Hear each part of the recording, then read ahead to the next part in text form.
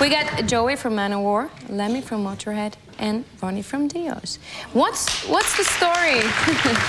What's the story behind the name of your groups? Individual Manowar. groups or the name of the... okay. The name Manowar implies that everybody has got battles to overcome, whether it's illness, personal things, a fight to be something different, change your life, and be better at what you are, and just believe in yourself. And you, Ronnie? You have Dio's. Yeah, that was very easy. It's just my name. Yeah, but what does it mean? It means God. It means God. Now you see, modest. But let me. If what is real heavy metal? I have no idea. We play rock and roll. Actually, my band. We were going before heavy metal. We were more punk, really.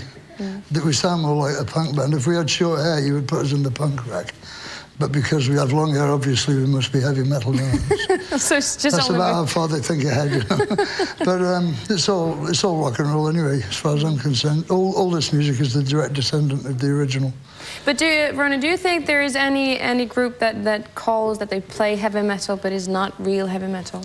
Well, I think Joey can answer that for you best. I don't mean to shake this off, but Joey's our heavy metal expert, so... Okay, we take Joey then. He's all false metal. Do we have any false? I think when you have a band like Dio, I think you have a band like Motorhead, they made their careers and their reputations because they play seriously from the heart. I mean, they really care about what they do. And I think that means you're true. And I think you can tell the difference between people who are not really interested in the music and they're doing things, whether it's for the money or for the fame or for the glory, and they don't really care about the most important people, which are sitting right there, the fans. I mean, they really are what's important, and they should be treated with respect. Do we have any Swedish heavy metal group? Yeah, there's a great band named Hammerfall, and they're really good. And there's been Candlemass, and there's been a lot of Swedish bands. We do have some. I heard that your band had the record of playing loud. We currently have it. Yeah, how loud was it? It was about 129 dB for the band, 131 for myself. So how is it with your... Do you have any hearing problems? Sorry. I can hear you asking me about it. What? And then you do have a lot of fans. Do you think, Ronnie, that heavy metal fans differs in any way from other fans? I think they're certainly the most loyal of the fans. I'm not trying to compare two different forms of music, but I think that the most loyal fans have always been country western music fans who have stood by their artists forever. One hit as a country western artist, and you're locked for life, you know. And I think in some ways the same with metal music. I mean, they are perhaps not quite as loyal as country western people. You have to have 2 hits when you're having metal artists, but they are extremely loyal because, again, it's a form of music that is really looked down upon. Has always been looked down upon by moms and dads and whatnot, and teachers and professors. And I think once that happens, you set up a bond between a band and the audience, and they feel that they are being talked down to, that they're considered to be dirty and stupid. We don't feel that about ourselves. We don't feel it about the fans that come and see our music. So there is a bond there, and I think it's one of the most loyal.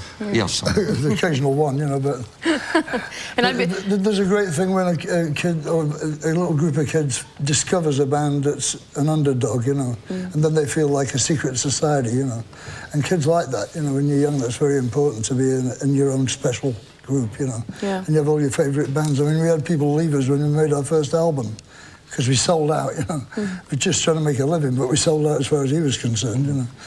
You like Vikings? Yeah, I think it's incredible to me to think that your ancestors, lucky you, in their day and their time, invented technology. They didn't have radar. They didn't have anything except what they felt, what they thought, and what they could put together from their brains in this incredible weather and sail across the world and feed themselves. And just the laws that they came up with are things that we all live by today. They were just, they were fair, and I just think that it's an amazing, amazing heritage, and I hope that the young people here will read up on it and study it and not let it be lost. I just think it's tremendous. So we can be proud that you... Oh, absolutely. Yeah, absolutely.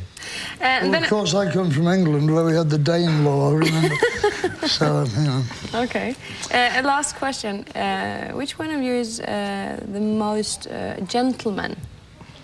I think all three. I really do. Yes. I think everybody's very, very polite in their own way. And, you know, when you do this for a period of time and you travel all over the world, you don't waste your energy on people that are negative. You just tend to not bother with them, and I think that's kind of the philosophy that I have. And I think TVs out of hotels first, and then you get, you know, acquire some good manners, because it's easy to have good manners. They're free. I don't know why everybody doesn't have them, you know. I think I'm the biggest gentleman out of the three. Because I'm so small that I have to be a gentleman. Oh, they beat me up. Yeah, exactly. Thank you very much, guys, and good luck with your tour. Thank you. Thank you. So nice having you here. Thank you. Thank you. Pleasure. Pleasure. I love to kiss beautiful women. Me too.